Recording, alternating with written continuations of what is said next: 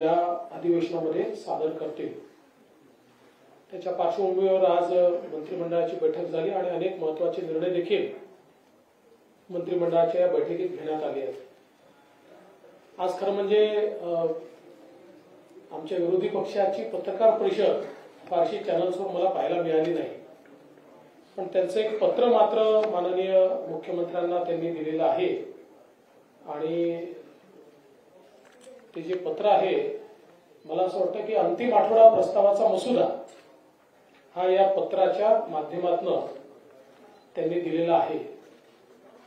नेमकं कोणत्या गोष्टीवर फोकस करावं हे विरोधकांच्या लक्षात येत नाहीये, त्याच्यामुळे गोंधळल्यासारखी त्यांची स्थिती आहे।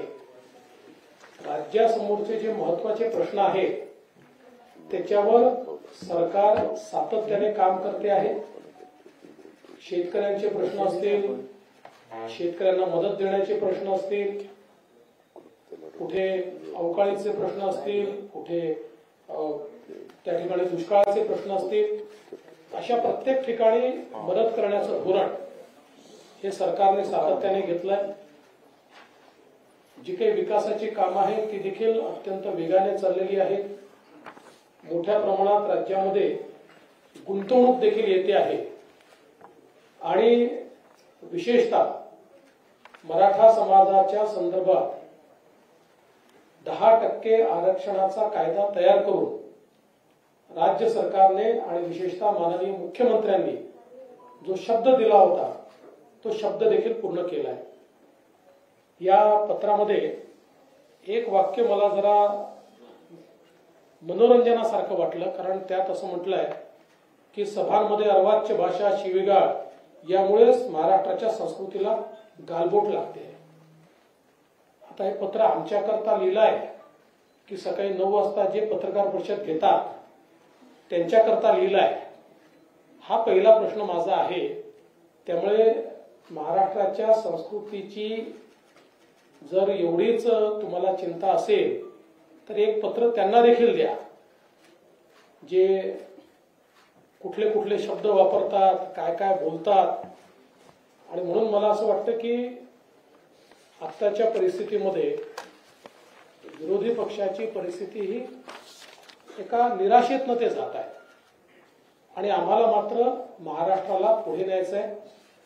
माननीय मुख्यमंत्र्यांच्या नेतृत्वामध्ये रोज नवनवीन विकासाची कामं आम्ही करतो, धरणं आम्ही पूर्ण करतो, रस्ते आम्ही पूर्ण करतो, पुलं आम्ही पूर्ण करतो। त्यामुळे लोकांचं जीवन सुकर होईल अशा प्रकारचं काम हे सातत्याने या ठिकाणी आमच्या सरकारच्या माध्यमातून केलं जात आहे।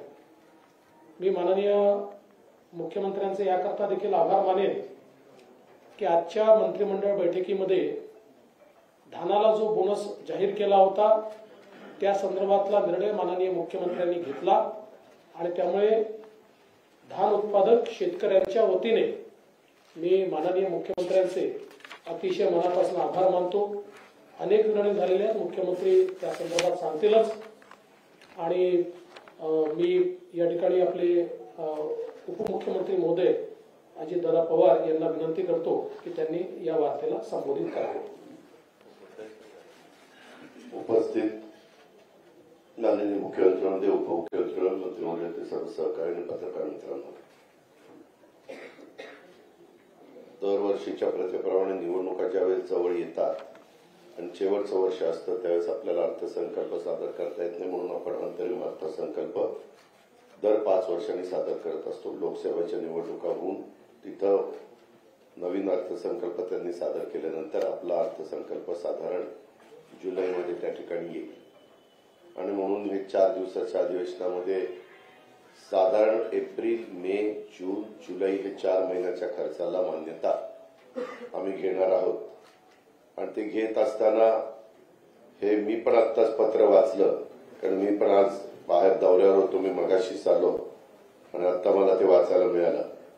खरं तर विरोधी पक्षाचं म्हणजे त्यांच्यामध्ये काही त्राणच राहिलेलं नाही, कुठलं तरी काहीतरी आरोप करायचे त्याच्यामध्ये मी तर आल्यावर एक चौकशी केली महानंदच्या बद्दल. बघा, सातत्याने बोललं जातं की हे महानंद गुजरातला देऊन टाकलं, गुजरातच्या दावणीला बांधलं. महानंदची जागा पत्रकार मित्रांनो गोरेगावमध्ये आहे. ती आपल्या सरकारचीच जागा आहे, महानंदला दिलेली जागा आहे. अनेक महत्वाचे प्रकल्प काही वेळेस एनडीडीबी ही पूर्णपणे देशाची एक दुधामध्ये काम करणारी संस्था आहे आणि मागे आपल्याच महाराष्ट्रातला जळगावचा दूध संघ हा एनडीडीबीने चालवायला घेतलेला होता. तो चालायला लागल्यानंतर पुन्हा तो जळगाव जिल्हा दूध संघाकडे आला आणि आता दुधा उत्पादक शेतकऱ्यांचे प्रतिनिधी तो संघ चालवत आहे. त्याच्यामध्ये जाणीवपूर्वक काहीतरी आम्ही महायुतीच्या सरकारच्या माध्यमातून वेगळं करतोय, कुणाला तरी कुणाच्या तरी घशात काहीतरी घालतोय. हे इतकं दादांत कुठे माहिती घेत नाही, काही करत नाही आणि उगीच उचलली जीभ लावली टाळायला अशा प्रकारच्या यांचा काहींचा प्रयत्न चाललेला आहे. त्याच्यात अजिबात तथ्य नाहीये. ही बाब मला आवर्जून आपल्याला सगळ्यांना सांगायची. मी करार केल्यानंतर अजून करार पण झालेला नाहीये. चर्चा झालेली आहे, सगळ्यांनी राजीनामे दिलेले. आता त्यांचा प्रस्ताव आल्यानंतर कॅबिनेट त्याच्याबद्दलची चर्चा करेल, निर्णय त्या बाबतीमध्ये घेईल आणि तो स्पष्टपणे आपल्या सगळ्यांनाच कळेल. पण याच्यातून कुठेतरी दूध उत्पादक शेतकऱ्यांच्यावर हे सरकार अन्याय करतंय अशा प्रकारची भावना निर्माण करायची, हे अतिशय चुकीचं त्यांचा आरोप आहे. हे पण मला या निमित्तानं सांगायचं आहे. आताच डीसीएम साहेब म्हणाले तशा पद्धतीनं खूप चांगले चांगले निर्णय आजच्या मंत्रिमंडळाच्या बैठकीमध्ये घेतले गेले. थोडंसं मधी पंतप्रधानांची कॉन्फरन्स एक होती, व्हिडिओ कॉन्फरन्स, त्याच्यामध्ये काही महत्वाच्या कार्यक्रमाच्यामुळे आम्ही तिथं हजर होतो म्हणून थोडं पत्रकार मित्रांना पण भेटायला मला उशीर लागला, नाहीतर आम्ही मगाशीच तुम्हाला सगळ्यांना भेटलो असतो. एकंदरीतच आता वेगवेगळे ज्या काही घटना आपल्या महाराष्ट्रामध्ये घडतायत त्यांनी ड्रग्सच्या बद्दलचा उल्लेख पण पत्रामध्ये केला. मित्रांनो, पुण्यामध्येच नवीन आलेले सीपींनी त्याच्यामध्ये लक्ष घातलं, पोलीस यंत्रणेने लक्ष घातलं आणि 4,000 कोटी रुपयाचं जवळपास ड्रग पकडले. अजून पण त्याचे धागेदोरे कुठपर्यंत जात आहेत ह्याचा शहानिशा तपास चाललेला आहे. कुठं लंडनला धागादोरा पोचला, पंजाबला धागादोरा पोचला, वेगवेगळ्या भागामध्ये ते धागेदोरे पोचले. त्याच्या संदर्भामध्ये एवढा आता तपास लागला, त्याचं कुठंतरी थोडंसं कौतुक करायचं सोडूनच द्या. परंतु एवढं कसं वाढलं, काय वाढलं, वाढायला नकोच. आपल्यामधली नवीन पिढी ह्याच्यामध्ये कुठंतरी त्याच्या आहारी जाण्याचं अजिबात काही कारण नाही. त्याकरता खबरदारी सरकार कुणाचंही असलं तरी घेतली गेली पाहिजे, हेही त्रिवार सत्य आहे. पण हे पोलीस यंत्रणा त्याच्यातनं सगळ्या गोष्टी अतिशय खोलामध्ये जाऊन करतीये. आम्ही तर त्यांना सांगितलेले, देवेंद्रजींनी काल पुण्यामध्ये आल्यानंतर त्यांना 25 लाखाचं बक्षीस पण जाहीर केलं. शेवटी चांगलं काम करणाऱ्याला एक शाबासकीची थाप टाकल्यानंतर त्यांना पण ग्रुप येतो, आणखीन ते जोमाने कामाला लागतात. ही पहिल्यापासूनच पद्धत आहे, परंपरा आहे. त्याच्यामध्ये काही नवीन सरकारने केलंय अशातला भाग नाही. पण त्याच्याबद्दल पण टीका टिप्पणी करायची, निव्वळ टीका टिप्पणी करणे एवढा एकमेव उद्योग हा त्यांच्याकडे राहिलेला आहे आणि त्याच्यातून सातत्याने काहीतरी गरळ ओकायची कामं चाललेली आहे. मी नेहमीच म्हणतो की सगळ्यांनीच एक भान ठेवून प्रत्येकाने आपापली स्टेटमेंट केली पाहिजे. सुसंस्कृत महाराष्ट्रामध्ये आपण सगळेजणच काम करतो, त्यावेळेस ती सुसंस्कृत महाराष्ट्राची परंपरा ही सगळ्यांनीच, आम्ही पण लोकांनी किंवा विरोधी पक्षांनी, सगळ्यांनीच, सर्वच राजकीय पक्षांनी पुढे पण चालवण्याचा प्रयत्न केला पाहिजे. त्याच्यामध्ये कुठं कोण चुकत असेल तर त्यालाही समजून सांगण्याचं काम केलं पाहिजे, असं माझं स्पष्ट या निमित्तानं मत आहे. मित्रांनो, दुसरा एक महत्वाचा मुद्दा एक आहे तो म्हणजे मराठा आरक्षणाच्या बद्दल. आपल्यालाही सगळ्यांना माहिती आहे की स्वतः राज्याच्या प्रमुखांनी शिवाजी महाराजांची शपथ शिवाजी आपल्या दसऱ्याच्या वेळेस घेतली, विजयादशमीच्या वेळेस, आणि त्याच्यानंतर संपूर्ण सरकार त्याच्यामध्ये कामाला लागलं, यंत्रणा कामाला लागली. त्याबद्दल जास्त विस्तृतपणे मुख्यमंत्री महोदय बोलतीलच. परंतु एकदा याच्यातनं मार्ग काढण्याचा प्रयत्न केल्यानंतर व्यक्ती कुणीही जरी असली, प्रत्येकाला संविधानाने लोकशाही पद्धतीनं म्हणणं मांडण्याचा अधिकार दिलेला आहे, आंदोलन करण्याचा अधिकार दिलेला आहे, त्याबद्दल दुमत असण्याचं काही कारण नाही. परंतु आपण काय बोलतोय, कशा पद्धतीनं बोलतोय, काही काही जण तिथं विभागीय आयुक्त असतील, कलेक्टर असतील, एसपी असतील किंवा बाकीचे अधिकारी असतील, यांच्याशी वागत असताना बोलत असताना त्यांना कशी प्रकारची शिवराळ भाषा वापरली जाते हे नक्की कोण करतंय, एवढं कसं काय धाडस होतंय, ह्याही खोलामध्ये थोडंसं जाण्याची नितांत गरज आहे. आणि एवढं स्वतः राज्याचे प्रमुख असं मी कधी बघितलं नाही. मागे पण अनेकांनी उपोषणं केली, मोर्चे काढले, परंतु राज्याचे प्रमुख 2 वेळेला, एकदा तिकडे जालन्यामध्ये गेले, एकदा नवी मुंबईमध्ये गेले आणि एकच राज्याची कायदा सुव्यवस्था चांगली राहावी, सगळ्यांच्यामध्ये एकोपा राहावा आणि प्रश्न तसाच लागावा, त्याच्यामध्ये खूप वर्षाची मागणी आहे. पृथ्वीराज बाबांच्या सरकारने पण त्याच्यामध्ये निर्णय घेतला होता, तो टिकला नाही हायकोर्टात. देवेंद्रजींनी पण निर्णय घेतला, तो टिकला नाही सुप्रीम कोर्टामध्ये. आणि त्याच्यानंतरच्या काळात आता निर्णय घेताना माणूस एखादा दुधाने तोंड बांधल्यानंतर ताक देखील फुंकून पितोही आपल्या मराठीमध्ये बोललं जातं. तशा पद्धतीनं फार बारकाईनं त्याच्यात लक्ष घातलं आणि मागास आयोग नेमणं, एक न्यायालयाची समिती नेमणं आणि त्याच्यातनं मार्ग काढणं, या सगळ्या गोष्टी करत असताना आज देखील जाणीवपूर्वक वेगवेगळ्या प्रकारची वक्तव्य ही केली जातात. मुख्यमंत्र्यांच्या बद्दल शिवराळ भाषा केली जाते, उपमुख्यमंत्री असतील, बाकीचे सगळे जण असतील. अशी पद्धत आपल्या महाराष्ट्रामध्ये कधी नव्हती. कुणी असं समजू नये किंवा हे आपण काही बोललो तर ते खपतं, असं होणार नाही. शेवटी सगळ्यांना नियम कायदे सारखे त्याची नोंद देखील सगळ्यांनी घ्यावी. कारण नसताना हे समाजामध्ये गैरसमज पण निर्माण करण्याचा प्रयत्न करू नये. आणि मला समाजाला पण आवाहन करायचंय की हे सगळं करत असताना याच्यामध्ये सगळ्या गोष्टी टिकाऊ होतील ह्याच पद्धतीचा प्रयत्न, जसं बिहारच्या सरकारने नितीश कुमार यांनी 10% आरक्षण वाढवलं, तसं आपलं 52 अधिक 62 अधिक हे 72% झालेलं आहे. आणि सगळ्यांचं मत आहे की एक फार बारकाईनं काही कोटी लोकांचं सगळं माहिती घेऊन ते केलेलं आहे. सगळ्या सोयऱ्यांच्या बद्दल 6.5 लाख हरकती आलेल्या आहेत, त्याच्याबद्दलचं पण काम चाललेलं आहे. शेवटी करताना काम मागणी केल्यानंतर ती कायद्याच्या नियमाच्या चौकटीमध्ये कशी बसेल हा देखील अतिशय महत्वाचा त्याच्यातला प्रश्न असतो. त्याची पण नोंद कृपा करून सगळ्यांनी घ्यावी. आणि एकंदरीतच राज्यामध्ये सर्वसामान्यांचं सरकार चांगल्या पद्धतीनं काम करतं, ते करत असताना त्याला कुठेतरी गालबोट लावण्याचा प्रयत्न हा कोणी करू नये. त्याच्या पाठीमागं कोण आहे त्याही बद्दल खोलात जाऊन त्याच्या संदर्भातली माहिती घ्यावी लागेल. कारण एक व्यक्ती एवढं धाडस त्या बाबतीमध्ये करणार नाही, तर त्याही संदर्भामध्ये सरकार निश्चितपणे योग्य ती भूमिका घेईल, एवढंच मला या निमित्तानं सांगायचं. धन्यवाद. आजच्या पत्रकार परिषदेमध्ये उपस्थित सर्व पत्रकारांचं मनापासून स्वागत. उद्यापासून राज्याचं अधिवेशन सुरू होत आहे आणि त्यामध्ये अंतरिम अर्थसंकल्प आणि 5 दिवसाचं अधिवेशन. विरोधी पक्षांनी मुद्दे मांडले ते आपल्या सगळ्यांना माहिती, आम्ही बघितले नाही, पण खूप मोठं त्याच्यामध्ये. आणि पहिल्यांदाच 2 विरोधी पक्ष नेत्यांचं लेटरेट दिले. अगोदर वेगवेगळे द्यायचे ते.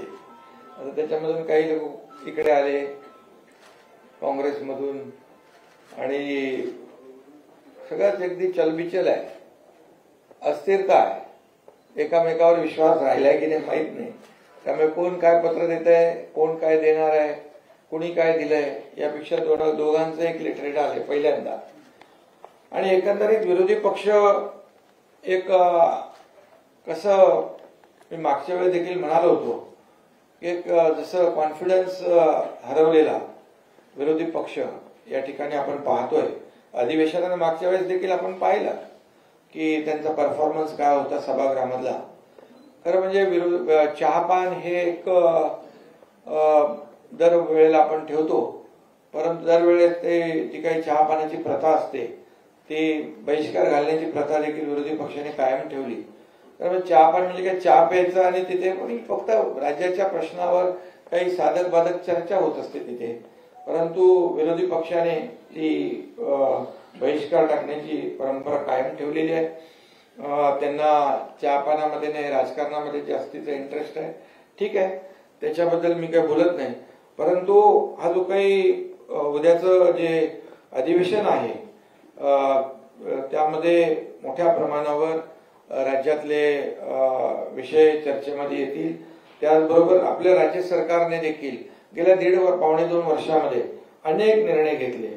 त्यामध्ये शेतकऱ्यांसाठी आपण मोठे निर्णय घेतलेत. जवळपास त्यांचा तोही मुद्दा आहे की शेतकऱ्यांना वाऱ्यावर सोडलं, पण आतापर्यंत 45,000 कोटी रुपयाचं आपण शेतकऱ्यांना मदत केली आहे. मग ती वेगवेगळ्या माध्यमातून अवकाळी असेल, गारपीट असेल, अतिवृष्टी असेल, त्याचबरोबर 6,000 केंद्र सरकारचे, राज्याचे 6,000. त्यांनी पीक विमा योजनेच्या बद्दल देखील आक्षेप घेतलाय. 1 रुपयामध्ये पीक विमा योजना आपण दिली आणि आपण सर्व पैसे सरकार भरतो आणि यामध्ये देखील हे राज्य आपलं पहिलं राज्य आहे आणि त्यामुळे देखील त्यांनी टीका केली. माहिती घेतली पाहिजे होती त्यांनी. पण यामध्ये मोठ्या प्रमाणावर जे काही आपण शेतकऱ्यांसाठी, महिला भगिनींसाठी लेट लाडकी लखपती योजना केली, 50% एसटी मध्ये सवलत दिली, महिलांना सक्षमीकरण आपण करतोय, बचत गट, महिला बचत गट आपण सक्षम करतोय. त्याचबरोबर मोठ्या प्रमाणावर आपल्या राज्यामध्ये इन्फ्रास्ट्रक्चरची कामं आहेत. 8 लाख कोटीची पायाभूत सुविधांची कामं सुरू आहेत आणि त्यामध्ये आपण नुकताच अटल सेतूचं उद्घाटन आदरणीय प्रधानमंत्री महोदय यांच्या शुभ हस्ते केलं. समृद्धी हायवे बाळासाहेबांच्या नावात त्याचं आपण लोकार्पण केलं. आज अटल सेतू लोकांच्या जीवनामध्ये बदल घडवणार आहे, गेम चेंजर प्रकल्प आहे आणि म्हणून जे 2 तासाचं अंतर 15 मिनिटांमध्ये पार करतोय, तिथलं मोठ्या प्रमाणावर इकॉनॉमी पूर्ण सिस्टीम बूस्ट होईल, एक इकोसिस्टीम तयार होईल. असे अनेक प्रकल्प आपण मार्गी लावतो जे पूर्वीच्या सरकारमध्ये थांबले होते. मेट्रोचे प्रकल्प, मेट्रो 3 असेल, मेट्रोचे अनेक जे बाकी प्रकल्प आहेत ते थांबवले होते. हे सगळे जे काय हे आम्ही चालना त्याला देतोय आणि म्हणून उद्योग पळवले म्हणाले. आता आम्ही दावोस मध्ये जवळपास 3,73,000 कोटीचे एमओयू साईन केले. गेल्या वेळेस 1,37,000, त्याचं 80% एक्झिक्युशन झालं. जवळपास आता 5 लाख कोटीचे एमओयू साईन झाले. यावेळेस आता आपण इथं आल्यानंतर देखील 40,000चं स्टील मध्ये इन्व्हेस्टमेंट झाली. ग्रीन हायड्रोजनला आपलं राज्य पहिलं राज्य आहे आपण प्रमोट करणार आणि आदरणीय प्रधानमंत्री मोदींची देखील संकल्पना आहे ग्रीन हायड्रोजनला आपण पुढे आणलं पाहिजे, त्याला प्राधान्य दिलं पाहिजे. हे सगळं जे काय इतके म्हणजे आपले प्रकल्प सुरू आहे आणि एअरपोर्टचं काम सुरू आहे नव्या मुंबईमध्ये. लोकांच्या जीवनामध्ये बदल घडवण्यासाठी आपण अनेक प्रकल्पांना चालना दिली. जलयुक्त शिवार देवेंद्रजींच्या काळात सुरू झालं, नंतर बंद झालं, त्याला आम्ही मोठ्या प्रमाणावर चालना दिली. शेतकऱ्यांना मागेल त्याला शेततळं, ड्रीप इरिगेशन, या सगळ्या गोष्टी ज्या आहेत या आम्ही त्या ठिकाणी देतोय आणि याच एक पोटदुखी जी आहे ही विरोधी पक्षाला आहे. त्यामुळे त्यांना शासन आपल्या दारी एक लोकाभिमुख प्रकल्प कार्यक्रम आहे, तो लोकांपर्यंत जे आता घरात बसले होते, आम्ही तर शासन त्यांच्या दारी जातोय आणि म्हणून आज ही सगळी जी काय आहे ही जे मळमळ आहे ही मळमळ एवढ्यासाठीच की सरकार जोरदारपणे काम करते, सरकार गतिमानतेने काम करते, सरकार हे डबल इंजिनचं सरकार, केंद्र देखील आपल्याला सपोर्ट करते, मदत. आज आपण आरोग्याच्यासाठी मोदी साहेबांचं एक उद्घाटन आणि लोकार्पण देशातल्या प्रकल्पांचे होते. आपले राज्यातले अनेक प्रकल्पांचं रिमोटद्वारे आरोग्य विभागाच्या लोकार्पण झालं, भूमिपूजन झालं. त्यामुळे आपण केंद्राकडे पाठवलेला एकही प्रस्ताव कुठलीही कपात न करता मंजूर होतोय आणि म्हणून शेवटी आपल्याला केंद्र आणि राज्य सरकार मिळून या ठिकाणी काम करते. एक विचाराचं सरकार असलं की अशा प्रकारचे रिझल्ट मिळतात आणि म्हणून हे सगळे जी काही पोटदुखी आहे ती पोटदुखी त्यांच्या या पत्रातून दिसून येते आणि म्हणून या सगळ्या प्रकल्पांमुळे जसं केंद्र राज्य आपल्या मोदी साहेबांचं $5 ट्रिलियन जे स्वप्न आहे ते आपण $1 ट्रिलियन इकॉनॉमीचा आपण जे आपलं गोल जो आहे तो आपण अचीव करण्याकडे आपण जातोय. त्यामुळे सगळ्याच राज्यामध्ये सर्वांगीण विकासाचं काम सुरू आहे. आपल्याकडे मोठ्या प्रमाणात आज जे पायाभूत सुविधेचे प्रकल्प देशामध्ये पहिल्या क्रमांकाचे आपल्या राज्यामध्ये आहे. आज FDI मध्ये आपण पहिल्या नंबरला आहोत आणि हे सगळं जे आहे आज जीडीपी मध्ये आपला कॉन्ट्रीब्युशन सगळ्यात जास्ती आहे. हे महाराष्ट्र जे आहे, मागच्या आपलं सरकार स्थापन व्हायच्या मला वाटतं तुमच्या काळामध्ये आपण FDI मध्ये पहिल्यावर होतो, नंतर मागे गेलो दुसऱ्या तिसऱ्यावर. सरकार पुन्हा आपलं महायुतीचं आल्यानंतर आपण पुन्हा पहिल्या क्रमांकावर आलो. हे सगळं जे आहे हे सगळं का म्हणजे मी बोलतोय नाही, तुम्हाला सगळ्यांना माहित आहे जे बोलतोय त्यातला एक एक शब्द खरा आहे. आणि म्हणून आज राज्याला आपण प्रगती पथाकडे नेत असताना राज्यातल्या सर्व सेक्टरला आपण स्पर्श करतोय. मग शेतकरी असतील, कष्टकरी असतील, कामगार असतील, महिला भगिनी आहेत, युवा आहेत, सगळे लोक आहेत. रोजगाराचा विषय आज आपला शासकीय नोकऱ्या त्या आपण सुरू केल्या, स्टार्टअप आहे, त्याचबरोबर स्किल डेव्हलपमेंट सेंटरच्या माध्यमातून आपण लाखो लोकांना नोकऱ्या देतो. आणि त्यामुळे हे जे काही गतिमानतेने सरकार सुरू आहे, आपण स्वच्छतेकडे आपण लक्ष दिलंय, डीप क्लीन ड्राईव्ह आपण स्वतः सुरू केले, त्याच्यामुळे खूप मोठ्या प्रमाणावर टप्प्याटप्प्याने मुंबईनंतर इतर सगळे शहरं सर्व राज्यामध्ये आपण ते करतो. त्याच्यामुळे प्रदूषणामध्ये देखील खूप जे काही कमी झालंय. हे सगळं जे आहे हे सगळं जे काही हजम होत नाहीये आणि त्यामुळे या सगळ्या ज्या बाबी आहेत. मराठा आरक्षणच्या बाबतीमध्ये मराठा आरक्षण आज आपण जे मी अजितदादा म्हणाले, मी शपथ घेतली होती त्याप्रमाणे मराठा आरक्षण 10% देण्याचा निर्णय आपल्या सरकारने घेतला. एक धाडसी निर्णय घेतला. जेव्हा यापूर्वी देखील हा निर्णय घेतला होता, जेव्हा देवेंद्रजी मुख्यमंत्री होते आणि हायकोर्टामध्ये तो निर्णय टिकवला आपण. परंतु दुर्दैवाने सरकार बदलल्यानंतर सुप्रीम कोर्टामध्ये ज्या पद्धतीने बाजू मांडली पाहिजे होती ती बाजू मांडली नाही, दुर्दैवाने तिथे रद्द झाला. आणि आता याच्यामध्ये कुणबी नोंदी आहेत त्या आपण तिथे जी शिंदे कमिटी आहे ते एक वेगळं काम सुरू आहे. आज त्याच्यामध्ये जे नोटिफिकेशन काढलेलं आहे त्याच्यामध्ये आपण हरकती 6 लाख आलेले आहेत त्याची स्क्रुटिनी करतोय. त्यानंतर ते आपण त्याच्यावर प्रक्रिया सुरू आहे, त्याच्यावर सरकार योग्य तो निर्णय घेईल. परंतु जे सुप्रीम कोर्टामध्ये आरक्षण टिकवण्यासाठी जे काय मुद्दे ज्या काय बाबी मांडायला पाहिजे होत्या तिथे आलेलं जे अपयश आहे आणि ते अपयश, तिथे काढलेल्या त्रुटी, तिथे ज्या काही निरीक्षणं सुप्रीम कोर्टाने नोंदवली होती ती पूर्णपणे आम्ही मागासवर्ग आयोग नवीन गठीत केला, त्याचे पुनर्गठन केलं आणि मोठ्या प्रमाणात 4 लाख लोक काम करत होते. आणि 4 लाख लोक काम करत असताना मागासवर्ग आयोग, त्याचबरोबर 3 जस्टिस निवृत्त न्यायाधीश, त्यांना आपण याच्यामध्ये मदतीला घेतलं होतं. इतर सगळी टीम जी आहे, जेव्हा अगोदर हायकोर्टामध्ये टिकवलं त्यावेळेस जी टीम होती त्यांची मदत आम्ही घेतली आणि हे मराठा आरक्षण 10% देण्याचा निर्णय घेतला. जसा आम्ही शब्द दिला होता तो शब्द आम्ही पूर्ण केला. ओबीसी समाज इतर समाजाला धक्का न लावता आम्ही मराठा आरक्षण देणार ही भूमिका सरकारची स्पष्टपणे पहिल्या दिवसापासून होती आणि ती आम्ही पूर्ण केली. आज काही लोक म्हणतात ओबीसी मराठा आरक्षण टिकणार नाही. अरे आता आम्ही दिलेलं आहे, तुम्ही तर दिलं नाही कधी. जेव्हा तुमच्या हातात संधी होती तेव्हा दिलं नाही. मराठा समाजाचा वापर करून घेतला, नेते मोठे मोठे सर्व पदाधिकारी झाले, सत्ता आली, सगळं आलं, परंतु त्या समाजाला वंचित ठेवलं आणि आम्ही प्रामाणिकपणे दिलं. आता तुम्ही सांगताय टिकणार नाही. अरे का टिकणार नाही त्याची कारणं द्या. आणि मराठा समाजाला दिलेलं आरक्षण पूर्णपणे कायद्याच्या चौकटीत आणि कायद्याच्या कसोटीवर टिकणार आहे. मोठ्या प्रमाणावर आपण एम्पिरिकल डेटा गोळा केलेला आहे. तो फक्त सॅम्पल सर्व्हे नाही, एक्सटेन्सिव्ह सर्व्हे केलाय, डिटेल सर्व्हे केलेला आहे. मराठा समाज मागास कसा आहे सोशली आणि एज्युकेशनली हा पूर्णपणे जसं कोर्टाने म्हटलं तुम्ही पहिलं मागास सिद्ध करा. कोर्टाने ज्या ज्या बाबी मांडलेल्या आहेत त्या त्या बाबींचा अंतर्भाव आम्ही मराठा समाजाला आरक्षण देताना केलेला आहे. त्यामुळे मराठा समाज दिलेलं आरक्षण पूर्णपणे कायद्याच्या चौकटीवर बसण्यासाठी, टिकण्यासाठी शासन पूर्ण ताकद लावेल. आणि आम्हाला विश्वास आहे ज्या बाबी सुप्रीम कोर्टाने ज्या मांडल्या होत्या, जी निरीक्षणं नोंदवली होती, ज्या त्रुट्या दाखवल्या होत्या त्या पूर्णपणे दूर यामध्ये केलेल्या आहेत. त्यामुळे विरोधी पक्षाने देखील हे आरक्षण कसं टिकलं पाहिजे अशा सूचना न करता टिकणार नाही, टिकणार नाही, टिकणार नाही, का टिकणार नाही याची कारणं तर देत नाहीत. आणि म्हणून मी आपल्याला एवढंच सांगतो की आज मराठा समाजाला आरक्षण आपण दिलंय, जसा शब्द दिला त्याप्रमाणे सरकार वागलेलं आहे.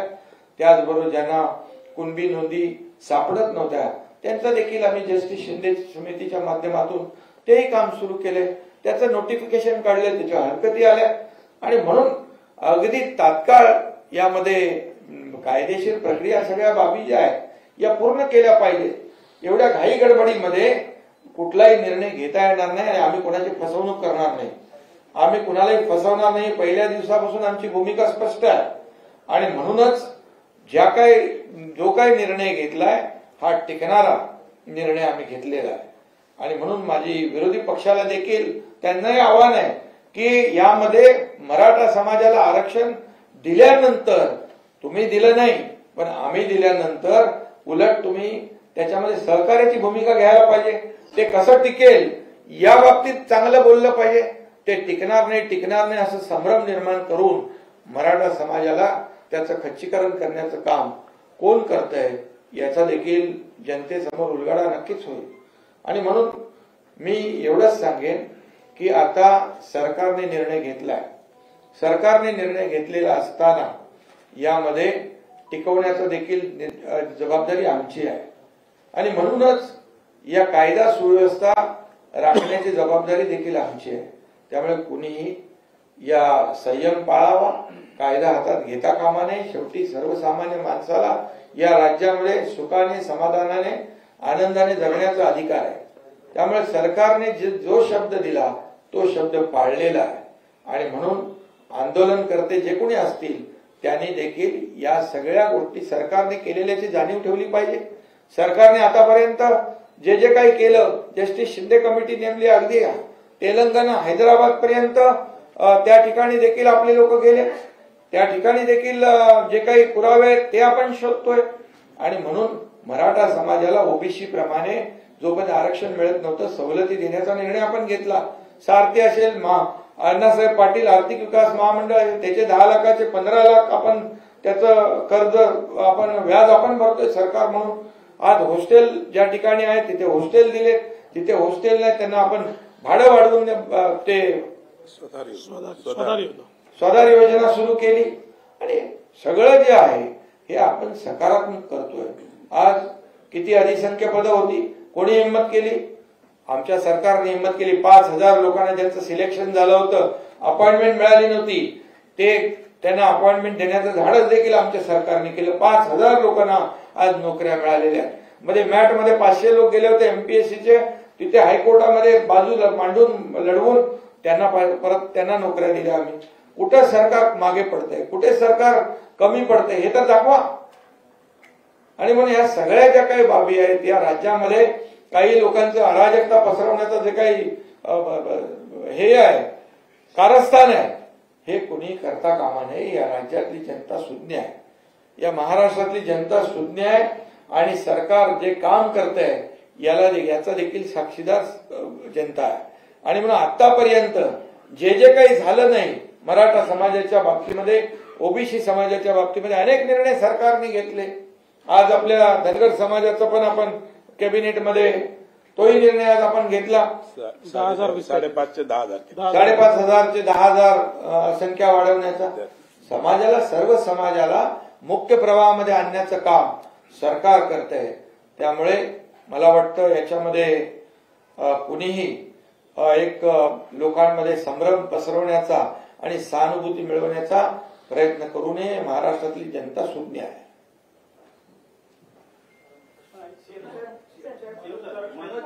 पाटील वारंवार त्यांच्या मागण्यांमध्ये बदल करतायत, नवीन मागण्यांचा समावेश करतायत आणि आज त्यांनी दुपारी जे स्टेटमेंट केलेले असंसदीय शब्द काही वापरलेले त्यांनी, तर त्या संदर्भात आपली काय प्रतिक्रिया? दुसरं म्हणजे त्यांच्या विधानामागे विरोधी पक्षांचे नेते आहेत का? काही जणांनी आरोपी थेट केलेला आहे. शरद पवार साहेबांचं, उद्धव ठाकरेंचं नाव येतं, राजेश टोपे यांचं जे स्थानिक नेते जालन्याचे त्यांचे देखील नाव घेतले. खरं म्हणजे मनोज जरांगे पाटील एक मराठा समाजासाठी एक प्रामाणिक भावना मनामध्ये ठेवून या लढ्यामध्ये उतरल्या अशी आमची पूर्ण भावना होती आणि त्याप्रमाणे मग जस्टिस शिंदे कमिटी आम्ही केली. आतापर्यंत कुणबी प्रमाणपत्र मिळत नव्हतं, ते देण्याचं काम सुरू झालं. मग त्याच्यामध्ये त्यांची मागणी आली सरसकट द्या, त्याच्यानंतर मागणी आली सगळ्या मराठवाड्यात पुरती मर्यादित होती, त्यानंतर अख्ख्या राज्यामध्ये व्याप्ती वाढवा, ती आम्ही वाढवली. त्यानंतर सगळे सोयऱ्याची मागणी आली, त्याच्यावर नोटिफिकेशन काढलं, त्याच्यावर हरकती आलेल्या आहेत, त्या अद्याप त्याच्यावर प्रक्रिया सुरू आहे. त्यानंतर ओबीसी मधून द्या, अशा प्रकारच्या मागण्या वेगवेगळ्या वेळोवेळी बदलत गेल्या. आणि खरं म्हणजे आता मी स्वतः मुख्यमंत्री म्हणून त्यांना भेटायला जालना या ठिकाणी गेलो. किती आतापर्यंत किती आंदोलनं झाली, 56 मोर्चे झाले मुंबईमध्ये.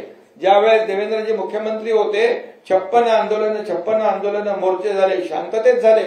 अगदी कायदा कोणी हातात घेतला नाही, सगळ्यांनी त्याची वाहवा केली. मराठा समाजाचे 56 मोर्चे झाल्यानंतर कुठल्याही समाजाला त्रास झाला नाही. परंतु यावेळेस काय झालं, यावेळेस कुठे आग लावली, कुठे काय केलं, दगडफेक झाली, कुठे काय, हे सगळं मराठा समाज हा संयमी आहे. मराठा समाजाने शिस्तीने आंदोलनं केलेली आहे. परंतु त्याला गालबोट लावण्याचं काम जे कोणी लोक करतात, यापासून देखील मराठा समाजाने सावध राहिलं पाहिजे तरुणांनी. हे माझी सूचना आहे. आणि त्यामध्ये जरांगे पाटील, जेव्हा मनोज जरांगे पाटील जेव्हापर्यंत या ठिकाणी लोकांसाठी काही प्रामाणिक भावना आहे, अशा प्रकारचं त्याची भावना होती. सरकार त्याच्या बरोबर, मी जालनाला गेलो, नव्या मुंबईत गेलो, आणि मुख्यमंत्री असताना मी कधीही इगो ठेवला नाही. परंतु आता जी काही त्यांची भाषा आहे, ती भाषा राजकीय भाषा मला वाटते. आणि त्याच्या मागे कोणीतरी बोलवतंय अशा प्रकारचा वास येतोय. आणि त्यामुळे यामध्ये कुठल्याही राजकारणाला बळी न पडता मराठा समाजाने आपल्याला सरकारने दिलेला निर्णय जो आहे, हा सरकारने दिलेला निर्णय पूर्णपणे विचारांती निर्णय घेतलेला आहे. आणि आज मुख्यमंत्री, उपमुख्यमंत्री यांच्याबद्दल अशा प्रकारचं वक्तव्य करणं, खालच्या पातळीवर जाऊन बोलणं, ही आपली संस्कृती नाहीये, ही महाराष्ट्राची संस्कृती नाहीये. आंदोलनकर्ते अनेक होऊन गेले. आज देवेंद्रजींच्या बाबतीमध्ये कुठला आरोप केला त्यांनी, अशा प्रकारचं कुणीतरी त्यांना सांगायला लावतंय का, याचा त्यांनी विचार केला पाहिजे. जर देवेंद्रजी मराठा समाजाच्या विरोधामध्ये असले तर त्यांनी मागच्या वेळेस जे आरक्षण दिलं, आम्ही सगळे एकत्र होतो, मराठा समाजाला आरक्षण मिळवून दिलं, त्यासाठी खूप मेहनत आम्ही घेतली. त्यावेळेस हायकोर्टामध्ये देखील टिकवलं. हे टिकलं नाही, ते सुप्रीम कोर्टामध्ये. याला जबाबदार कोण आहे? आणि म्हणून अशा प्रकारचे खालचे पातळीवरचे आरोप हे महाराष्ट्र सहन करत नाही. महाराष्ट्राची ती संस्कृती नाही, महाराष्ट्राची ती परंपरा नाही. आता याच्यामधून एवढं सगळं दिल्यानंतर त्यांना अपेक्षितच नव्हतं विरोधी पक्षाला एवढ्या लवकर मराठा आरक्षण मिळेल. अरे आम्ही डे नाईट काम केलं, 4 लाख लोक काम करत होते दिवस रात्र. आणि दिवस रात्र त्यांना अपेक्षितच नव्हतं मराठा आरक्षण 10% मिळेल. त्यांना वाटलं हे सगळं जाळत सगळं हे कायदा सुव्यवस्थेचा प्रश्न निर्माण होईल, समाजामध्ये तेढ निर्माण होईल, अशीच भावना होती त्यांची, मिटवण्याची भावना नव्हती. आणि म्हणून हे दिलं. त्याचबरोबर कुणबी प्रमाणपत्र मिळत आहेत, ते पण आपण सुरू केलं. मराठा समाजाला ओबीसी प्रमाणे सवलती मिळत आहेत, हेही आपण सरकारने सुरू केलं. काय सरकारने केलं नाही ते सांगा. तुम्ही तर केलं नाही, आणि जे सरकार करताय त्याच्यामध्ये आडवे येत आहे. बिलकुल मी एवढंच सांगतो, या महाराष्ट्रातली जनता सुज्ञ आहे. तुम्हाला योग्य तुमची जागा दाखवेल. आणि मला एवढंच सांगायचं आहे, आंदोलनकर्त्यांनी कायदा हातात घेता येणार नाही. या कायद्यासमोर कोणीही छोटा मोठा नाही, कायद्यासमोर सर्व समान आहेत, याची जाणीव प्रत्येकाने ठेवली पाहिजे. सरकार म्हणून, मुख्यमंत्री म्हणून मी कधीही काही इगो ठेवला नाही. कशाला जायचं, कशासाठी जायचं, हजारो आंदोलनं झाली या राज्यामध्ये, तेव्हा अशा प्रकारचं कधीही कोणी वागलं नाही. आणि म्हणून प्रत्येकाने आपल्या मर्यादेमध्ये राहिलं पाहिजे. या आपल्यामुळे समाजाला त्रास होता कामा नये, कायदा सुव्यवस्थेचा प्रश्न निर्माण होता कामा नये, याची दखल आणि नोंद प्रत्येकाने घेतली पाहिजे. आणि या सगळ्या मागे सरकार पूर्णपणे लक्ष ठेवून आहे. आणि कुणाला वाटत असेल की सरकारला काही माहित नाही, परंतु सरकार, गृह विभाग या बाबतीमध्ये पूर्णपणे लक्ष ठेवून आहे. मी पुन्हा एकदा सांगतो, या राज्यातली कायदा सुव्यवस्था बिघडवण्यासाठी जे कोणी जबाबदार असतील त्यांना बिलकुल सरकार पाठीशी नाही, माफ करणार नाही.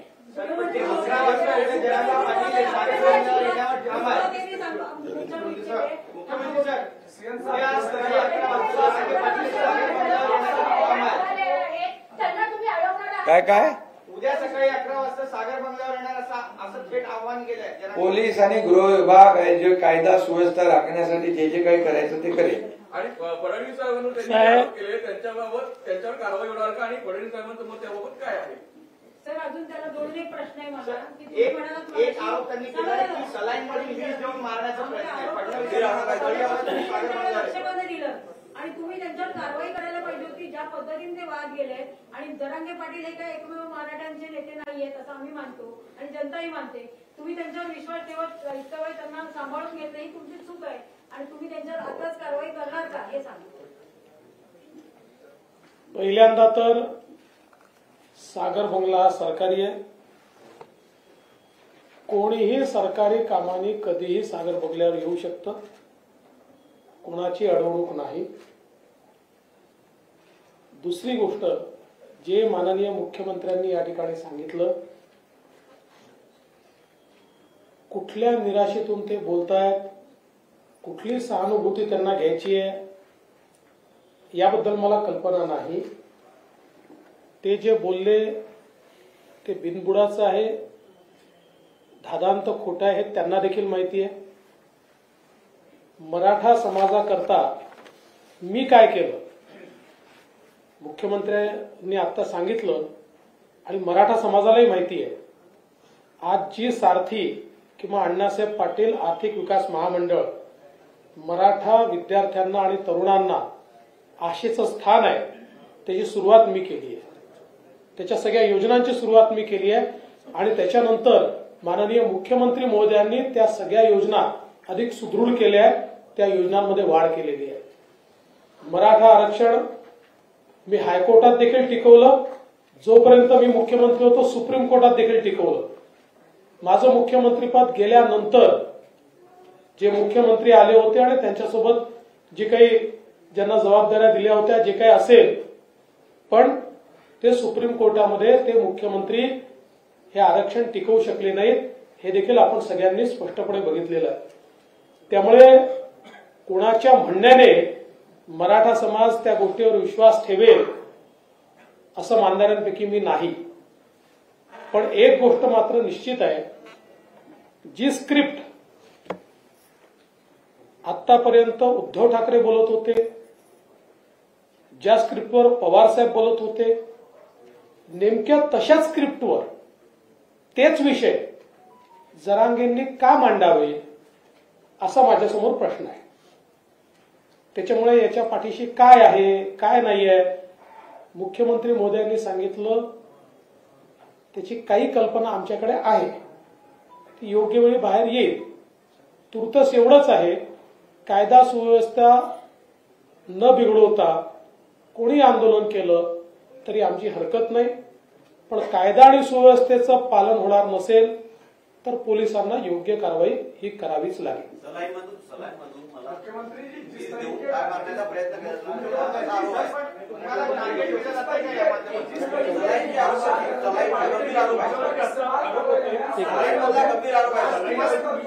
मी तुम्हाला प्रश्न विचारतो, सोडून द्या. तुमचा तरी विश्वास आहे का? मी तुम्हाला प्रश्न विचारतो, सोडून द्या. तुमचा तरी विश्वास आहे का? अशा गोष्टीला उत्तर तरी द्यायच्या, तुम्हालाही समजलं पाहिजे. तुम्ही मला असे प्रश्न विचारता, मला तुमचं आश्चर्य वाटतं.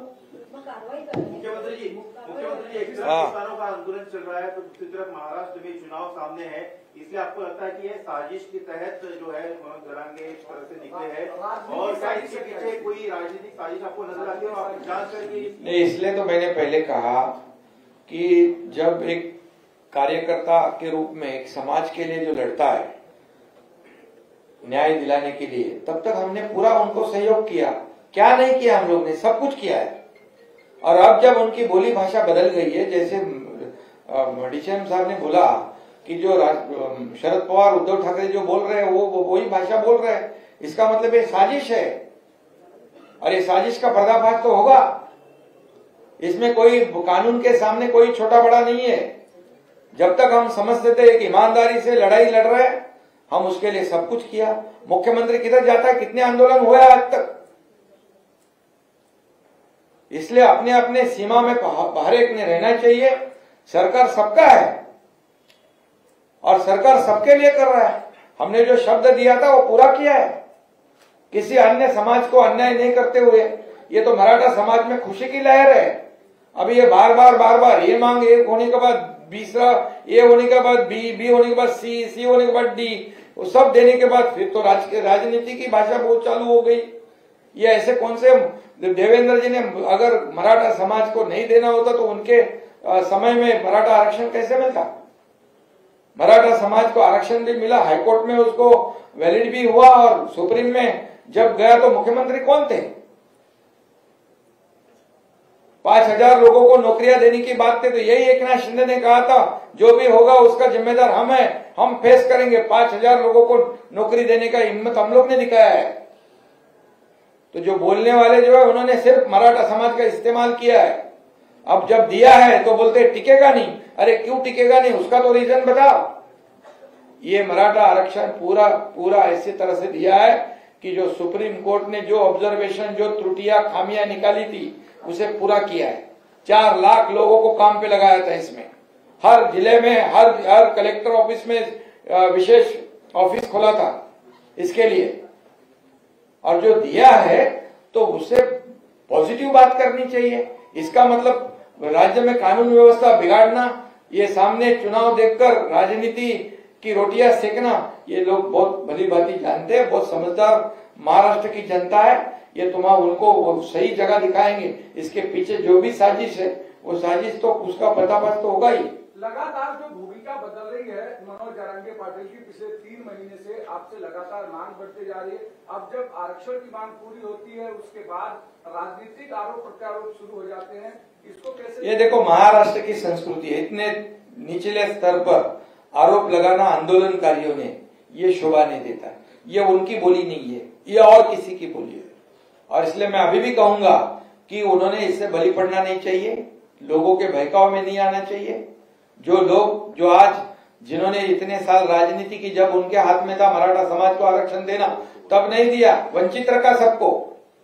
और जब हमने देने की हिम्मत बताई तो उसके साथ में जैसे सहयोग करना चाहिए, न कि कानून व्यवस्था बिगाड़ के संभ्रम निर्माण करना चाहिए। मुख्यमंत्री किंवा उपमुख्यमंत्री, कानून के सामने कोई भी छोटा बड़ा नहीं है, मैंने बताया है आपको। मुख्यमंत्री किंवा उपमुख्यमंत्री यांच्या विरुद्ध कोणी समाज माध्यमांवर आरोप केले तर आतापर्यंत अनेकदा गुन्हे दाखल झालेले आहेत। अरे मुख्यमंत्र्यांनी तर जेलमध्ये टाकले, आरोप केले तर राणेंना आणि त्या कंगना रणावतला आणि त्या कोण तो आपला राणा, नवनीत राणा, त्याला 40 दिवस जेलमध्ये टाकला, देशद्रोहाचा खटला भरला। तेच मला विचारायचंय, तर फडणवीस साहेबांवरती असे आरोप झाल्यानंतर जरांगे विरुद्ध आपण गुन्हा दाखल करणार आहात का? सगळं कायदेशीर, ज्या मी मगाशीच म्हटलं, कायद्यापेक्षा कुणी स्वतःला मोठं समजू नये।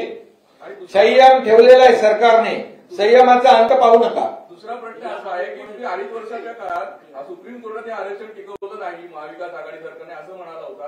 त्या सरकारमध्ये राष्ट्रवादी काँग्रेस पक्ष सामील होता आणि त्याच्यात अजितदादा पवार उपमुख्यमंत्री होते। हा, मग काय झालं? त्याच्यामध्ये कुठं एक अजितदादा पवार काय उपसमितीचे अध्यक्ष होते का मुख्यमंत्री होते? असं नाही, पण पक्षीय अरे असं काय, तुम्ही बघा, आरक्षण जे टिकलं हायकोर्टामध्ये, सुप्रीम कोर्टामध्ये टिकलं नाही का?